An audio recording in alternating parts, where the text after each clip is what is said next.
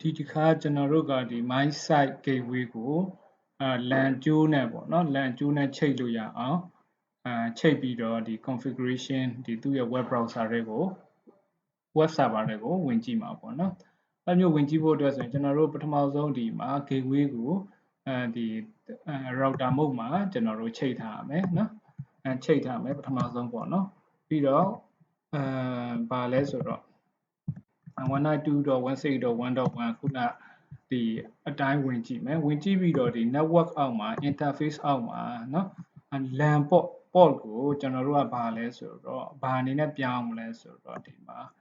static IP အနေနဲ့ပြောင်းမယ်အဲ့တော့ static IP ကကျွန်တော်တို့က 192.168.23. ဒီမှာ150ဆိုပြီးတော့ထားလိုက်မယ်ပေါ့နော်ဘာလို့ဆိုတော့150ကသူ့ရဲ့ဒီ default IP ပုံစံမျိုးဖြစ်နေတာပေါ့နော်ဒါအရင်တော့အဟောင်းတွေမှာဆိုရင်သူ့ရဲ့ default IP အနေနဲ့လာတယ်ပေါ့အဲ့တော့ gateway ကတော့ 192.168.23.1 ဆိုပြီးတော့လုပ်လိုက်မယ်ပေါ့နော်ပြီးရင် save and apply ဆိုပြီးတော့လုပ်လိုက်မယ်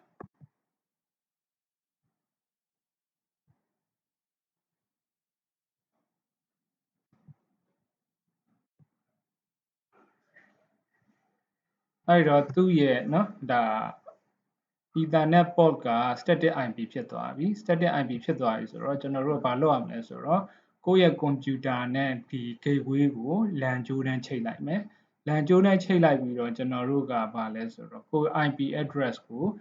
ဘာအနေနဲ့ထားမလဲဆိုတော့ကျွန်တော်တို့ရဲ့ computer ရဲ့ IP address ကိုလည်းဒီသူ့ရဲ့ network အောက်မှာတူအောင်ထားလိုက်မယ်အဲ့တော့ကျွန်တော်တို့ကဘာလဲဆိုတော့ဒီမှာသွားပြီးတော့ဟိုကလောက်လိုက်တာပေါ့ဗျာ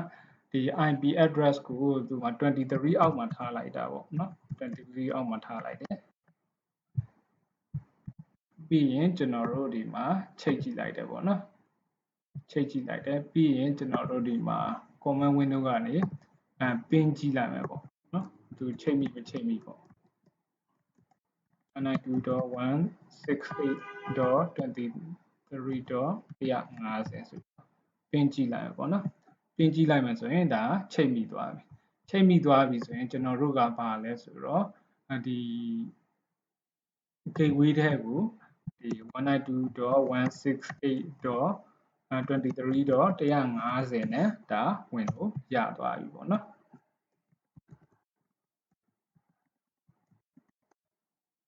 ဒါနဲ့ဝင်လို့ရသွားပြီအဲ့တော့ဒါကကြတော့ကျွန်တော်တို့ဒီ Ethernet port ပေါ့နော် Ethernet port ကနေကျွန်တော်တို့ဘာလုပ်တာလဲဆိုတော့ဒီ gateway ကိုဒါ access လုပ်တာအဲ့တော့ကျွန်တော်တို့က network ကเนาะ